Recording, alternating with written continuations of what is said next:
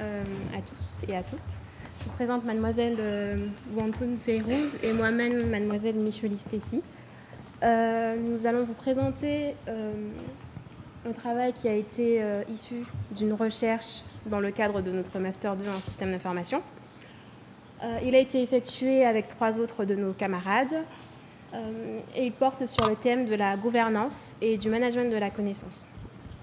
Alors, je vais commencer par vous expliquer le plan de notre présentation. Nous allons débuter avec une petite introduction, une synthèse de la recherche en gouvernance et en knowledge management.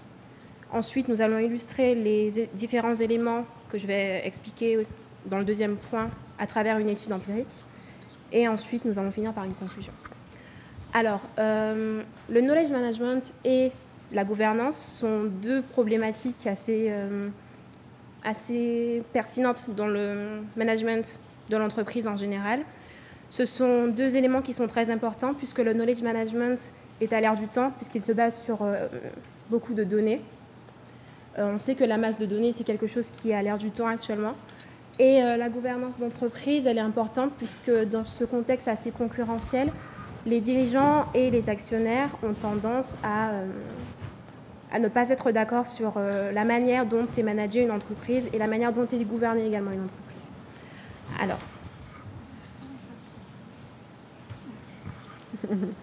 nous allons débuter avec la synthèse de l'état de l'art. Alors, la gouvernance d'entreprise, on peut tout d'abord l'expliquer en commençant par une définition de l'entreprise. Il s'agit d'un ensemble de parties prenantes. Donc, on entend par parties prenantes des fournisseurs, des actionnaires ou encore des salariés. Et le dirigeant se trouve au cœur de l'entreprise, donc au centre de ces parties prenantes, et il est recruté en fait pour prendre des décisions. Et ces décisions seront basées sur un capital de connaissances qu'il aura acquis tout au long de sa carrière en fait. Du coup, les actionnaires seront là pour encadrer la liberté décisionnelle du dirigeant et donc encadrer sa latitude managériale. Charot définit la gouvernance comme étant l'ensemble des mécanismes organisationnels qui modulent son espace discrétionnaire et qui orientent, influencent ses décisions. Comme mécanisme de la gouvernance, on peut donner des exemples. Le conseil d'administration est un mécanisme de la gouvernance et également les marchés financiers. Donc, voilà. Maintenant, puisque les prises de décision sont basées sur un capital de connaissances, nous allons enchaîner avec la définition du knowledge management. Bon, le knowledge, il faut tout d'abord distinguer entre 3 termes, données, information et connaissance. L'information, selon Paquet 2006, se définit par une ou plusieurs données conceptualisées, et la donnée étant un élément brut en dehors de tout contexte. Tandis que la connaissance, on a 2 types de connaissances, connaissance tacite et connaissance explicite. Selon Grandstein, la connaissance tacite se définit par les savoir-faire et les connaissances des expériences techniques et des croyances personnelles. Elles sont également informelles et non facilement transférables et on ne peut pas facilement les diffuser. Tandis que la connaissance explicite sont les connaissances formelles, aisément diffusables et transférables et notamment chiffrables.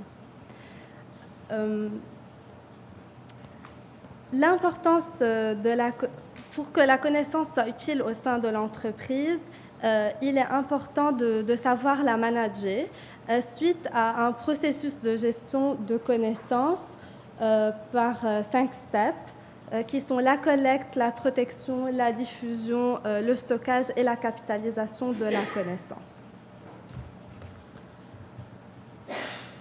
Dans notre recherche, on cherchait à trouver le lien entre ces deux concepts, la connaissance et la décision. Puisqu'on sait très bien que les connaissances sont indispensables pour la prise de décision, nous nous sommes demandé quels seront les dangers engendrés par la prise de décision sans connaissance.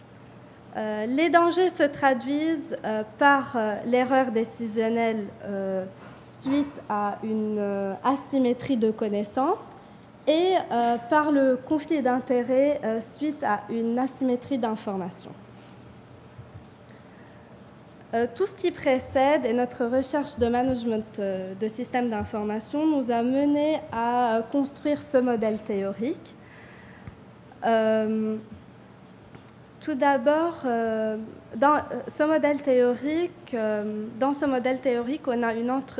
toute entreprise peut avoir une maîtrise plus ou moins élevée des pratiques du knowledge management, ainsi qu'une conscience plus ou moins élevée de la pratique du knowledge management.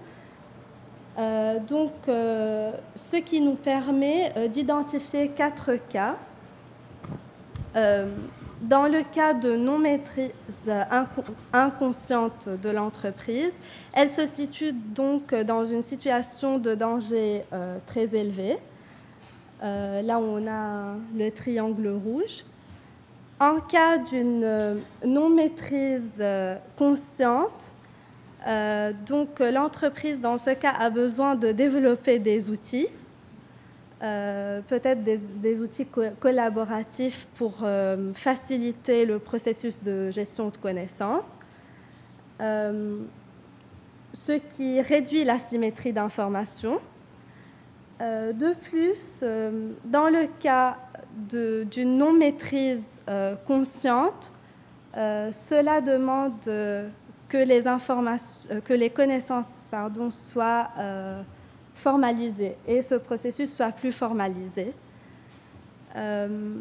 Pour la maîtrise consciente, c'est là où l'organisation est dans le cas optimal, dans une situation optimale, et c'est une entreprise apprenante qui réduit le risque de danger et d'erreur décisionnelle. Nous allons maintenant passer à l'étude empirique. Donc, suite à la synthèse de l'état de l'art, nous avons conduit une étude empirique qui s'est déroulée en 3 temps. Premièrement, on a effectué une enquête flash qui s'est adressée à des DRH et à des directions des ressources humaines et à des directions des systèmes d'information. Ensuite, nous avons fait un focus sur un cas d'entreprise. Puis, nous nous sommes basés sur une enquête qui a été effectuée par la NDRH. C'est un rapport 7.0 sur les prospectives métiers 7.0 2017. Donc, c'est l'Association nationale des directions des ressources humaines. Alors, notre enquête flash s'est adressée à des DRH et à des DSI. Nous avons eu 4 répondants à cette enquête. Malgré le fait que le nombre de répondants soit assez restreint, leurs réponses ont quand même illustré certains de nos concepts et ont contribué et ont été exploitables. Et on a eu des réponses qui étaient assez pertinentes. Premièrement, nous avons essayé de mesurer le degré de maîtrise des 5 steps du knowledge management que Férouz a expliqué. Nous avons eu des résultats qui étaient assez hétérogènes, en fait, puisqu'on a eu 3 de nos répondants qui nous ont dit qu'ils maîtrisaient la phase de protection du knowledge management, tandis que ce même répondant nous a dit qu'il maîtrisait très peu la phase de stockage. Cela montre qu'il y a une forte hétérogénéité et que ce n'est pas parce qu'on ne maîtrise pas tout le processus, en fait, qu'on ne maîtrise pas en général son knowledge management. On peut maîtriser une phase, par exemple la phase de collecte, et pas forcément la phase de capitalisation. Et tout dépend de la situation de l'entreprise et de ses choix stratégiques. Donc c'est en ça qu'on peut dire qu'on peut avoir une bonne maîtrise du knowledge management sans pour autant maîtriser toutes les étapes du processus. Ensuite, nous avons voulu mesurer la perception de nos répondants, notamment pour avoir leur perception de la contribution du knowledge management à la prise de décision stratégique. 100% des répondants nous ont dit que le knowledge management était important selon eux à la prise de décision stratégique. Et nous leur avons ensuite premièrement demandé si une non-maîtrise du knowledge management présentait un danger selon eux. 75% d'eux ont indiqué que oui, c'était un danger. Et 25% ont précisé que ce n'était pas un danger dans le cas où l'entreprise était une petite structure et dans le cas où il y avait très peu de salariés, donc pas besoin d'avoir un processus de knowledge management particulièrement bien défini. Voilà. Ensuite, nous leur avons demandé s'ils utilisaient des outils collaboratifs, puisque selon nous, le fait d'utiliser des outils collaboratifs tels que des agendas partagés, des workflows, contribue à rationaliser un peu ce processus de management de la connaissance et permet de le formaliser.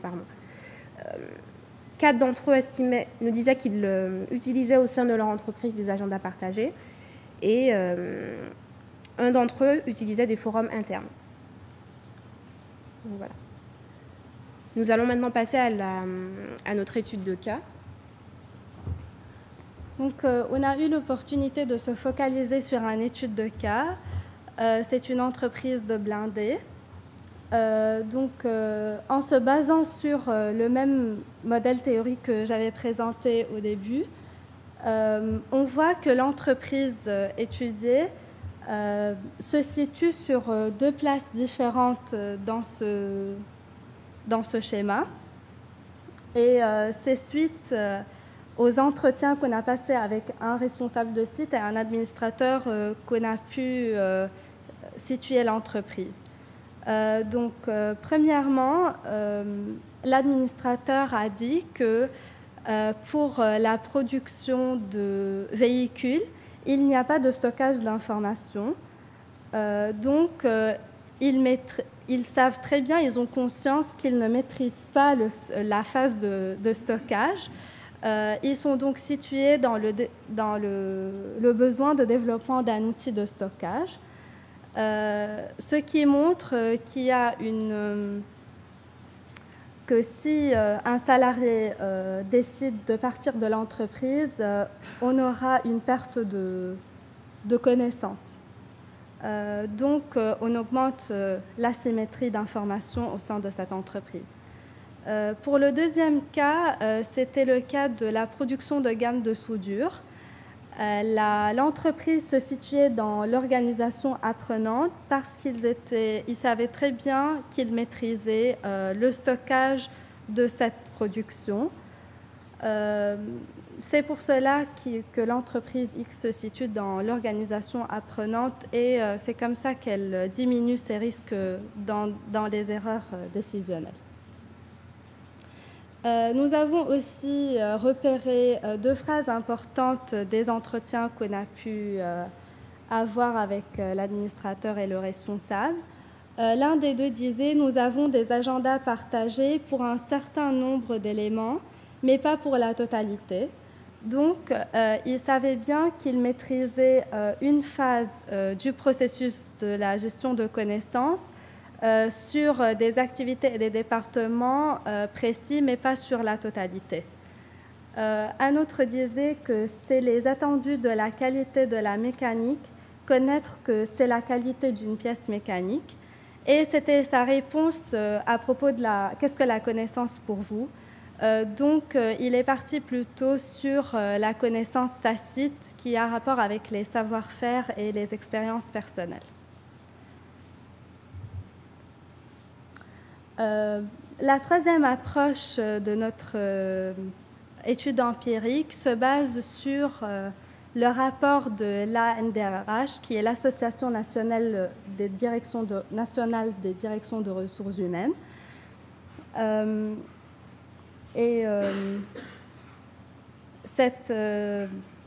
Ce rapport est formé de 117... dans ce rapport, on trouve une enquête de 117 questions qu'on a trouvé intéressant par rapport aux pratiques du knowledge management. Donc, on a repéré les questions les plus importantes par rapport au processus de la gestion de connaissances. 63 questions étaient repérées. Parmi ces 63 questions, 13% par rapport à la collecte, 21% par rapport à la protection, 19% pour la diffusion, 13% pour le stockage, 14% pour la capitalisation et 20% pour la prise de décision, notamment la contribution des directions de ressources humaines dans la prise de décision.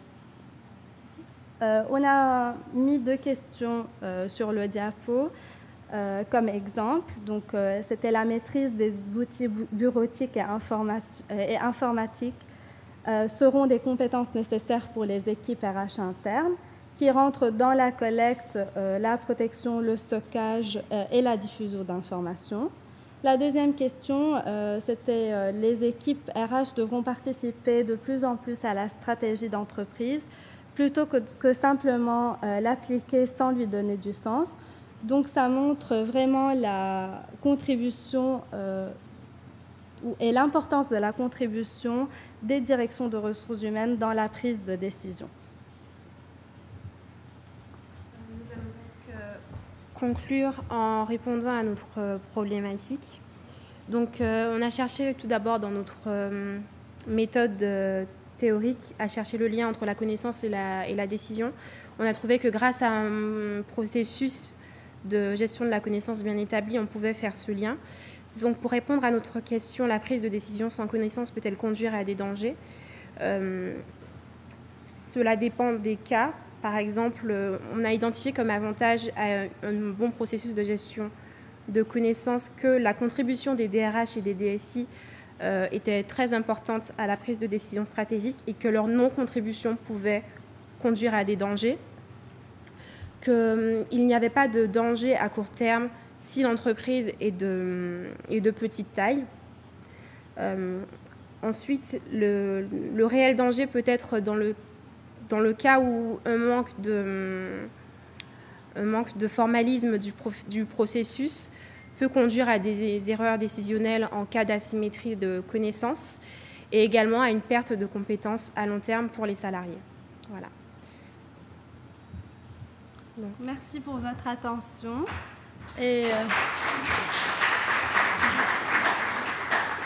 nous sommes prêtes pour répondre à vos questions. Et comme l'espérons à travers cette présentation, que vous prenez en compte que vous êtes dans la pratique du knowledge management et que c'est indispensable pour vos prises de décision. Merci.